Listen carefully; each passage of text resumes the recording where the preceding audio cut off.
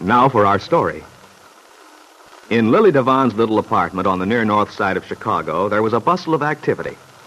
It was just about noon of the day following Lisa Fenner's arrival in Chicago with the letter of introduction Aunt Mary Lane had given her when she left Wakefield. A letter in which Aunt Mary entrusted the young woman to the protection of Del Shipley, who owned the Golden Peacock nightclub. Del had arranged for Lisa to stay with Lily, who worked for Del as an entertainer at the club. By the time the girls had arrived at Lily's the previous day, Lisa was very tired from the journey and the excitement of arriving in the city. She had gone to bed immediately. And now, after sleeping late and having a leisurely breakfast, the two girls are busily settling Lisa into her new quarters. I'll get these old coats and things out of the closet, and that'll leave you plenty of room for your stuff on the right side. Did you bring any hangers? Yes, I did, but I'm putting you to a lot of trouble. Oh, forget it. I'll be glad to get rid of these things. I've been meaning to take them down to the Red Cross for ages. They may look sort of moth-eaten, but they're plenty warm. Well... Oh, golly. I'll never forget when I bought this blue coat. It took me 6 months to get it paid for. You know, $1 down and $1 the rest of your life. Oh, that's the way Lance and I had to buy our wardrobe the first time we got an engagement. Lance? He was my husband. Oh, the trouble is, by the time you get the darn things paid for, they're worn out. But it's all part of the fun of living. If you weren't broke once in a while, you wouldn't feel so good when you're in the chips again. I guess so, but I think I'd rather just remember about it. The broke part, I mean. Yeah. Look, Sugar, you can keep your war paint and all in this top drawer once I get all these old bills and stuff out. How do you like my private filing system? I just toss everything in, and then every so often I go through them and sift them out. I wonder if you'll have room. Oh, yes, plenty. I haven't got an awful lot. Anyway, I keep most of it in my makeup case. Well, that's what I do. Gosh, I've had the same one for years. The mirror's all cracked, and I spilled a bottle of nail polish in it one time, but I'd feel lost without it. I think it brings me good luck. There. I've got my suitcase empty. Now, let's see. What else? Oh, yes, I keep the clean laundry when it finally comes back in this cupboard. You can have the bottom shelf. Oh, that's fine. I'm sure everything's going to work out. Well, if you need anything, just yell. I will. Wow, I'm beat. I think I'll flop down and have a cigarette till I get my strength back. There's nothing I like better than to watch somebody else work. This is an awfully nice place, Lily. You really like it? Oh, it's not what you'd call elegant, but... It has a friendly feeling, though. All the photographs. Yeah, souvenirs of my past. Peggy Douglas used to get a big boot out of that one of me in the feathers and stuff. Oh, this one? Yeah, taken years ago when I was just a kid. Peggy. It's hard for me to imagine her living here in Chicago after seeing her on the farm. Did you get to know her very well while you were there? Not too well. We had some nice talks, though. She's a good kid. Maybe she's settled down more now, but she was kind of flighty a year or so ago. She certainly could get herself into more trouble. Really? Boy. The thing was, of course, she came up here to forget something that happened at home. Her idea was to dive in head first, and she did. She seems to be quite contented now. At least she told me she was glad she lived on the farm. Felt that's where she belonged. I'm glad to hear it. Peggy was feeling blue as anything when she first arrived. Oh, you know how it is. First time you get your throat cut and lose the guy who gives you that rose-covered cottage feeling. Well, it takes the wind out of your sails. Yes, I know. And she really had gotten a dirty deal. This babe, Kit Meade, didn't pull her punches. Kit Meade? Yeah. Do you know her? I've heard of her. Oh, sure, you would, around the Lane place. Yes. Did you meet her through them? I never met her, and I hope I never do. She sounds like a real stinker to me. You know the type. Gives the impression of being very rooty-tooty society stuff. But when it comes right down to it, she's just plain alley cat underneath, complete with claws. Oh. If you ever get a chance to meet her, skip it, Sugar. You're just the type of babe she'd swallow up in one gulp. Oh, Lily, hadn't we better be getting dressed? Hey, you're right. Rehearsal's at 2, and here I am, gabbing away. Yakety, yakety, yak. That's me. I have everything put away now. Won't take me long to dress. Okay, let's get going. A short while later, the two young women ran down the stairs, each carrying her practice clothes in a small overnight bag. They were dressed casually with scarves tied around their heads, and as they came out into the noise of traffic, they looked exactly what they were, a couple of young entertainers setting off for rehearsal. My goodness. Oh, what's the matter? Oh, this traffic. I haven't gotten used to it yet. Oh, gosh, I never even noticed it. In fact, I think I'd feel funny without it. The few times I've been in the country, I got the willies. It's so darn quiet. Well, I'll probably get used to the city again. Do you know Chicago very well? Well, I've been here several times. You see, we're right in the nightclub belt, and that does make it noisier. But I like to be in the middle of things. Besides, it's darn handy for getting to work. Oh, yes, it must be. Seems to me Lance and I lived around here somewhere on one of our trips. Yeah, you probably did. Most people do, and they... Say, what's the matter? That man. What? Oh, you mean that guy in front of the Jive Club? Well, do you know him? No. That billboard poster he's working on. Well, what about it? He's putting up a new poster. The show's changing it. Oh, wait a minute. I get it now. No wonder. Lance Fenner appearing nightly. Oh, baby, I guess he's gone. They're putting up a new bill. Yes. I know how you feel. Gives you a sinky feeling right around where your heart used to be. It isn't that I really expected to see Lance. Oh, but sure. But just the same, you feel worse knowing there's no chance of it. I don't know. Look, Sugar, you're all hearts and flowers about that guy, aren't you? It isn't that. It's when you haven't seen a person for a long time and you find he's been near. Oh, you can skip that routine with me, baby. You're overboard for him, and I know it. I recognize the symptoms. Well, now, why don't you look him up and have the whole thing out once and for all and then start over? No, I couldn't. What do you mean you couldn't? That's just false pride. Somebody has to admit he's wrong once in a while, or people would never get together. Oh, but I don't mean it that way. I haven't any right to expect... Right? That's a lot of apple cake, that stuff about being right. It doesn't matter who's right or wrong. All that matters is finding the guy you belong with and then sticking to him. I know, I feel that way, too. But it's too late, Lily. Oh, nuts. No, really. I don't believe it. Honestly, it makes me see red when I know people love each other and then they don't do anything about it. No. Lance doesn't love me anymore. Well, is that so? How do you know? Did he send you a telegram? I'm sure he doesn't. And even if he did, he'd stop when he knew. Knew what, for the love of Mike?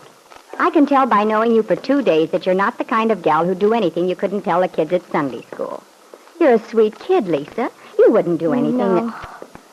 You're wrong. But, Lisa... Oh, let's not talk about it, please. Look, kid, if I could only tell you how important it is, how lucky you are having a guy to love. When I think of the things I've passed up, chances to settle down and live a nice, normal life. But I was too smart. I thought I knew all the answers. I know I don't know the answers, but even so... Gosh. House of your own, a kid to worry about, maybe. Please. I don't want to talk about it. But why not? You're not afraid, are you? Afraid because you know darn well how much you want it? You were married to someone you loved once. You were happy. And I'm just as sure as anything that you can be again. Oh, I want to. But it just isn't possible. Why? I can't tell you why. You're all bottled up, Lisa. That's no good. Because sooner or later it'll be too much for you and you'll blow your top. It'll be better to get it out of your system. Oh, I know I've got a nerve talking to you this way, but after all, we're not really like strangers. We both know the lanes and... Yes, we do both know the lanes. That's why I can't tell you. But, Lisa, I don't get you. What difference does that make? Lisa Fenner didn't answer, and Lily Devon lapsed into a puzzled silence. She wondered what Lisa meant, why she seemed to feel that Lily's acquaintance with Aunt Mary and Peggy made it impossible for Lisa to confide in it. She had no idea of the real truth, of the fact that Kit Meade had persuaded Lisa to relinquish her child, and that Lisa was ashamed for this to be known, ashamed to face Lance, her husband, with the knowledge that Kit Meade had persuaded her to give up their baby son. Now for our story. This morning, in the pleasant kitchen of Aunt Mary's farmhouse on Willow Road, since Randy Lane was sleeping late, only Aunt Mary, Lefty Larkin, and Peggy Douglas, Aunt Mary's niece, were gathered around the table. You didn't even touch your breakfast, Peggy. Oh, I'm just not hungry. Well, you can't go around until noon on just orange juice and coffee. It's not good for you. Oh, Lefty, really? I hope you're not getting some silly idea about dieting or some nonsense like that. If women only knew. Men don't like 'em to look like skin and bone. Oh, now, Lefty. Don't you worry about Peggy. She's perfect as she is, and she's going to stay that way. She won't if she's like a canary bird. And she'll catch up at lunchtime. Won't you, dear? Yes, of course I will, Aunt Mary. There. Lefty, more coffee? No, thanks. Well, it won't be long now until Lisa will be getting into Chicago. That's right, she will. I wonder if Dell will meet her at the station. Oh, I doubt it. Dell's not much of an early riser. What with late hours at the nightclub. That's so. She usually puts the place to bed, as she calls it. Mm-hmm. Hope she and Lisa are going to like each other. I think they will. What makes you so sure, Aunt Mary? For my money, Lisa and Dell Shipley won't make a very good combination. I just wish you hadn't asked any favors of Dell. Oh, but Lefty, Dell's such a warm, understanding person. Understanding, eh? Well, I guess you knew what you're doing. But I certainly wouldn't expect much results from sending Lisa Fenner to Dell. I do, though. Well, anyway, Lisa's gone. You did the best you could for her. I suppose that's just about the end of her as far as we're concerned. The end?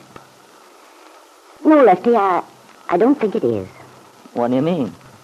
Well, just that I'm pretty sure Dell will keep track of Lisa and how she's getting along. And that we ought to be having some first-hand information before too long when Dell comes down here. Dell? Coming down here? Well, why should she be? I asked her to. You asked Dell Shipley to come to Wakefield? Mm-hmm. What on earth for, Aunt Mary? Just when everything's going along nice and peaceful, you go and ask her to come down here and... Lefty, there's something I want to discuss with Dell. Now, you don't have to see her. That's your affair. For that matter, Dell may rather not see you. But she's exactly the person I need for a project I have in mind. Project? Now what? Well, I'll tell you about it if you won't sputter and fume so. You want me to? Yes, you know I do. Well, you know that room at the Brown Palace Hotel? They call it the Palm Room, where they always used to have the Odd Fellows banquets and such? Yeah? What about it? Well, I went to that meeting at the schoolhouse the other night, and we talked about the young people around here. It seems they have no place to go. To amuse themselves, I mean. What's the matter with the Bijou Theater? They change the bill twice each week. Well, yes, I know, Lefty. But young people want more than an occasional movie. They need a place where they can get together, dance, play ping pong and things like that. Peggy, doesn't it sound like a good idea to you? Yes, Aunt Mary, it sounds fine. We'd have a good record machine and a lot of popular records. And that's why I asked Dell to come down. You know, she's so good at getting people into the mood to enjoy themselves. I'm sure she'd know just how to make a big success of it. I see. Well, guess there's no point in my hanging around here.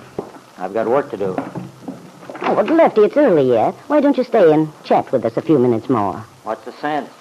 My opinion doesn't count for anything around here. No, I'll go outside where I belong. Oh, dear. I might have known Lefty would react like that to Dell's coming. Do wish he'd get over his bitterness toward her.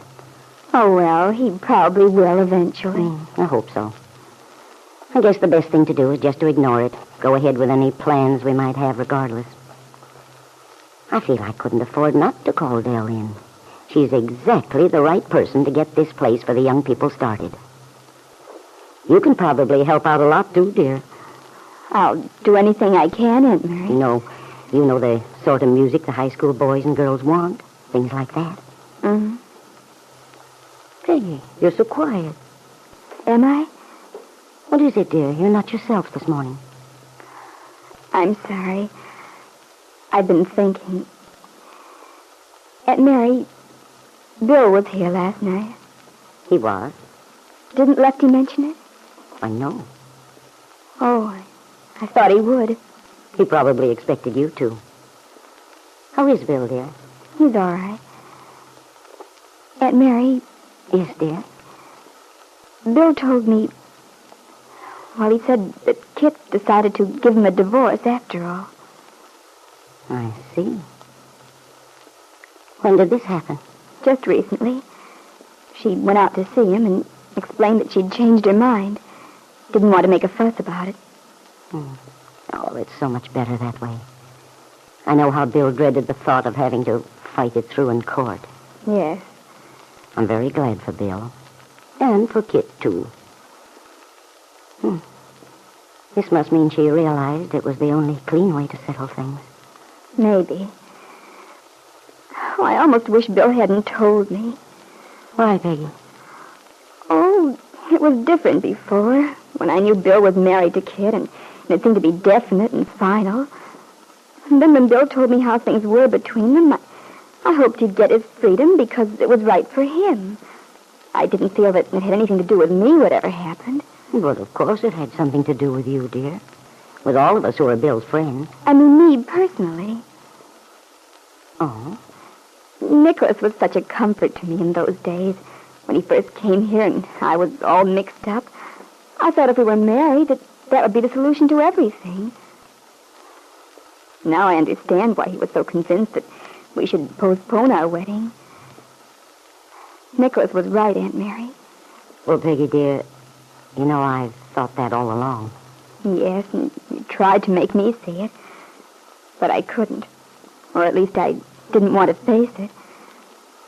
But last night when Bill told me that he and Kit would be divorced very soon, that he'd be free, well, I couldn't deceive myself any longer. I am in love with Bill, Aunt Mary. I wish it weren't true, but it is. If you're being honest with yourself, that's the main thing, whatever happens. Well, I don't know, Aunt Mary. I don't know. Well, it's much better to be clear about how you feel, no matter how painful it may be. But now I don't know what to do. I'm terribly fond of Nicholas. I wouldn't want to hurt him for anything. Nicholas is a very unselfish and understanding person, Peggy. His main concern is your happiness. That's evident from the fact that he did insist on postponing the wedding. Yes, I know, but well, that makes it all the harder. He's been so considerate, so decent all the way through this thing. Think of it this way, Peggy, dear. Would Nicholas be happy married to you when you feel as you do about Bill? That's what I'm not sure about. Sometimes I think I could make him happy, even so. But maybe I'd forget about Bill gradually after Nicholas and I were married. Well, Peggy, it's impossible to calculate exactly what people are going to feel under certain circumstances. Human emotions are so delicately balanced. But I think it's safe to say that the idea of marrying someone you don't love deeply and truly is almost certain to lead to unhappiness for both people. You know, even people who love each other have a hard time making an adjustment. Yes, I know, Aunt Mary. But, well, I don't want to be single all my life. I want to have a home and a family. Why, of course you do, darling. And you should have. But that's what worries me so, Aunt Mary. Because I probably never will if I wait until I feel about someone else the way I do about Bill. And I know there's no hope for Bill and me. If it weren't for Kit's baby, it'd be different. But this way, I don't know what to do. But I wonder how you'd feel, Peggy, if you knew that the child you feel to be such an obstacle is not the son of Bill and Kit Meade, is actually the son of Lisa Fenner, who is living in Chicago with Lily Devon, your own friend and former confidant. If Lisa were to confide in Lily, as you did once yourself, perhaps the truth would be revealed. Now for our story. At Del Shipley's popular nightclub in Chicago this evening, the first floor show was just getting underway. There was a good crowd in the Golden Peacock, and the opening number, a torchy rendition of St. Louis Blues, got a big hand. Then the MC announced a new act, and the crowd focused its attention on the pretty young woman, Lisa Fenner, whom Aunt Mary had befriended and introduced to Del. Lisa danced gracefully. Her technique was flawless, her costume attractive. But something was lacking, the something which makes for success or failure in any performance. An assurance, perhaps, a spontaneous quality which projects itself to the audience. As she finished, there was a polite little spatter of applause which died out as quickly as it began. Then people turned back eagerly to their drinks and food.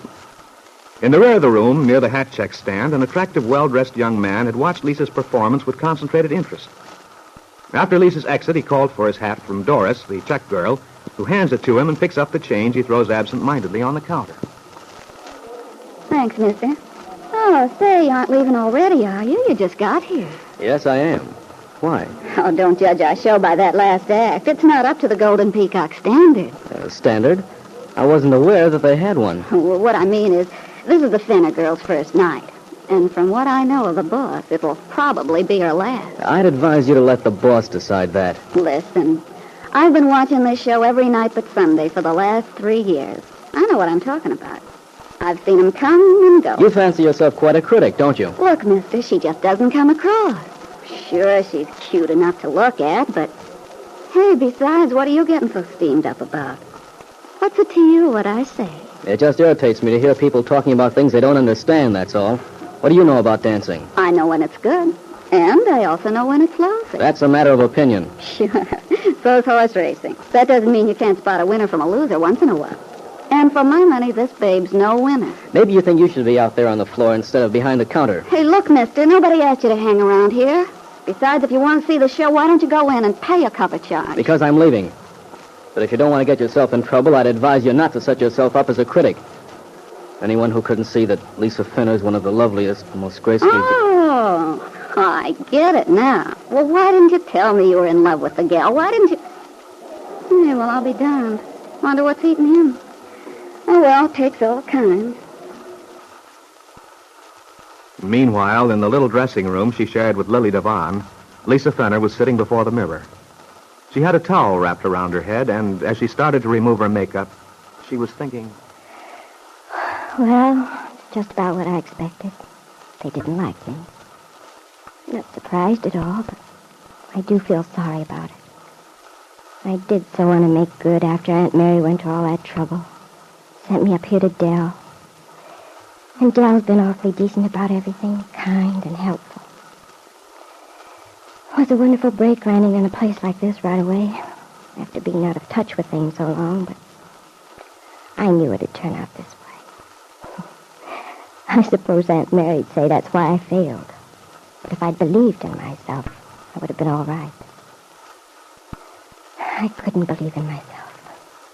I knew I'd be no good alone, without Larry. Hey, what gives? Oh, hello, Lily. What's the idea of taking off your makeup? Well, Look, kid, maybe you're used to the kind of joint where they have only one show an evening, but we have to go on again in an hour and a half. Remember? Of course I remember, Lily, but Well, you'll just have to turn around and put all that stuff back on again. I don't think... What's the matter? Weren't you satisfied with your makeup job? Honestly, see, you look swell. Lily, well, you'll think I'm crazy. Oh, I do already. But I like crazy people. They make me feel at home. No, I'm serious. I'm not going out for the next show, Lily. You're not? No, I just can't. Oh, but that's crazy, kid. Absolutely. What? I told you you'd say I'm crazy. Well, sure, but I didn't expect you to be completely bad. I'm not. It's just the only thing to do. Well, I don't get it. Well, you saw me dance, didn't you? Sure. And you were terrific. No, I wasn't, Lily. Don't try to kid me. I was awful, and I know it. Ah, nuts. You're just having first night jitters or something. You haven't danced for a long time, so naturally you were a little nervous. It wasn't just that. You know better, Lily. Look, baby, don't tell me what I know and what I don't. I've been expecting Dell to come in any minute. Tell me I'm through. Well, you don't know Dell very well if you thought that. That's not the way she ticks. Dell's been in show business long enough to know that anybody gets cold feet making a comeback. Stop it, Lily. You know very well they didn't like me. I don't know any such thing. Besides, it's a lousy crowd tonight. They wouldn't give a tumble if Fred Astaire went out there with Gene Kelly and Bill Robinson. No. You got a nice reception, Lily. Yeah? Well, that's only because they're used to me. I'm comfortable like an old shoe. They know how I work and just what I'm going to do next, so they don't even have to pay any attention. They can go right on feeding their faces without missing a thing. You're awfully sweet, Lily, but it's no use. I'm just no good. Lisa, listen. Oh, I can't expect Dell to take a chance on me. She'd lose customers. Everybody practically fell asleep. Look, kid, Dell's a smart businesswoman, I grant you. But she's also a human being, and a darn good-hearted one. Well, she wouldn't give you the axe just because you didn't wow him the first night, after not working for months and months. Then that's all the more reason why I have to do it for her. Just leave of my own accord. Besides, you can't leave now. Not unless Dell has someone to replace you. Don't you see it? It wouldn't be fair. You'd leave a big hole in the show. She'd be better off with nothing than having me out there spoiling things. Oh, I'm not surprised. I knew this would happen. It was Lance who made us a success before. I'm nothing by myself. Lance. So he was the hotshot, huh? The one the customers came to see? Yes. Well, I've got something to show you. It's a clipping I got from one of the trade sheets. Here. Lance Fenner moves on to the copper room in New York next week. Too bad Fenner's working as a single. Though his routines show a certain finesse, they lack the polish and high caliber of previous seasons.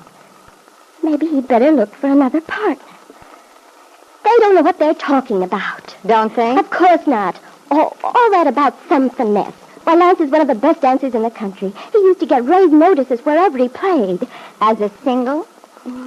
Well, no, that's when he and I... Wait a minute. Okay. Flowers? Well, thanks, Tommy. They're for you, Lisa. For me. Yellow roses. Oh, gosh. They're beautiful. Well, there must be 3 dozen. Who sent them to you? There's no card. Oh, romantic stuff. An unknown admirer. No. There doesn't need to be a card. Well, how come? Only one person would send me yellow roses.